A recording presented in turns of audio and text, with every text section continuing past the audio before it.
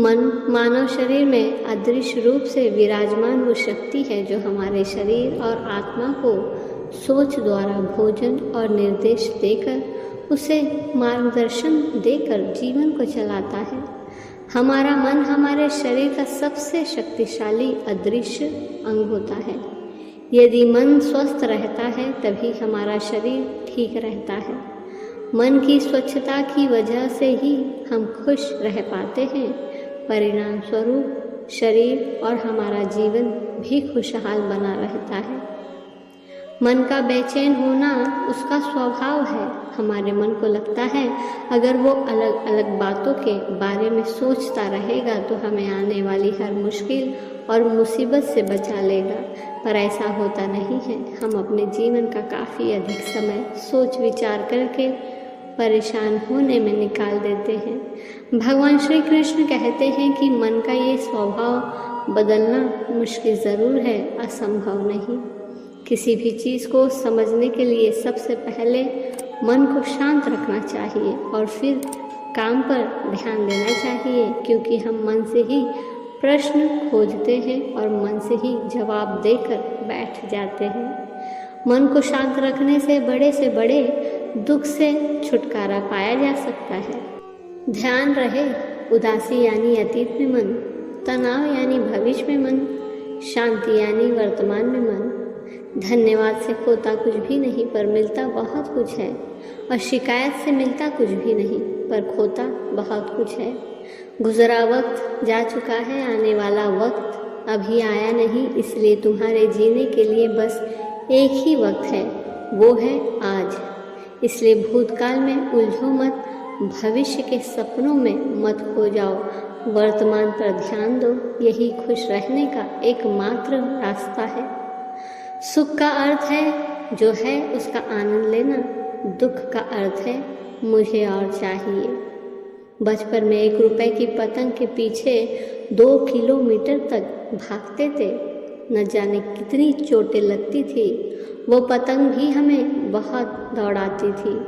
आज पता चलता है दरअसल वो पतंग नहीं थी, एक चैलेंज थी। खुशियों को हासिल करने के लिए दौड़ना पड़ता है, वो दुकान पे नहीं मिलती। शायद यही ज़िंदगी की दौड़ है।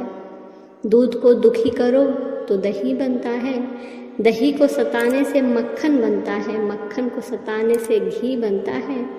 दूध से महंगा दही है, दही से महंगा मक्खन है, और मक्खन से महंगा घी है।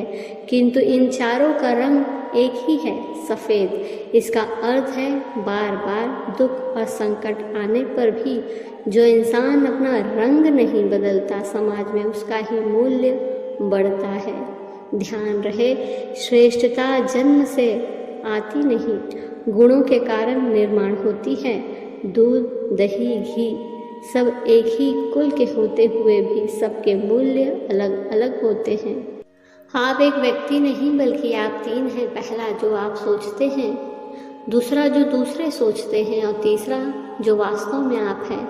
सलाह देने वाले लोग होते हुए भी अपनी आत्मा की आवाज़ सुनना सबसे बेहतर है। वक्त दिखाई नहीं देता पर बहुत कुछ दिखा देता है। हर रोज़ ज़माना रंग बदलता है, उम्र के साथ ज़िंदगी ढंग बदलता है। वो जो चलते थे तो शेर के चलने का होता था गुमान, वक्त बदलने पर वो भी पाँव उठाने के लिए सहारे को तरसते हैं।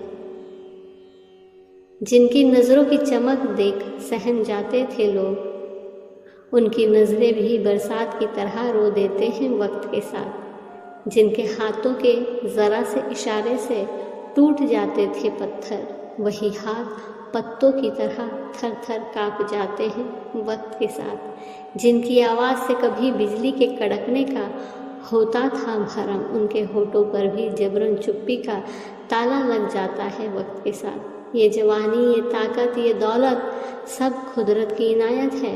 इनके रहते हुए भी इंसान को बेजान हो जाते हैं वक्त के साथ। अपने आज पर इतना ना इतराना वक्त की धरा में, अच्छे मजबूर हो जाते हैं कई बार।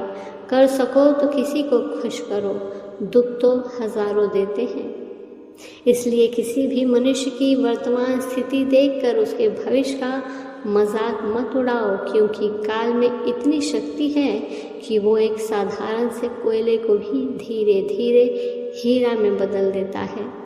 जिंदगी में कुछ फैसले हम खुद लेते हैं और कुछ हमारी तकदीर। बस अंतर तो सिर्फ इतना है कि तकदीर के फैसले हमें पसंद नहीं आते और हमारे फैसले तकदीर पसंद नहीं करती। दुनिया में आपका अपना सिर्फ समय है, अगर वो सही तो सभी अपने, वरना कोई नहीं।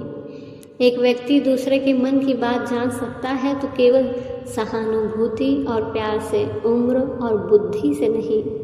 जीवन उस इंसान के साथ बिताए जो आपको खुशी दे, उसके साथ नहीं जिसे आपको हमेशा प्रभावित करना पड़े। धन्यवाद।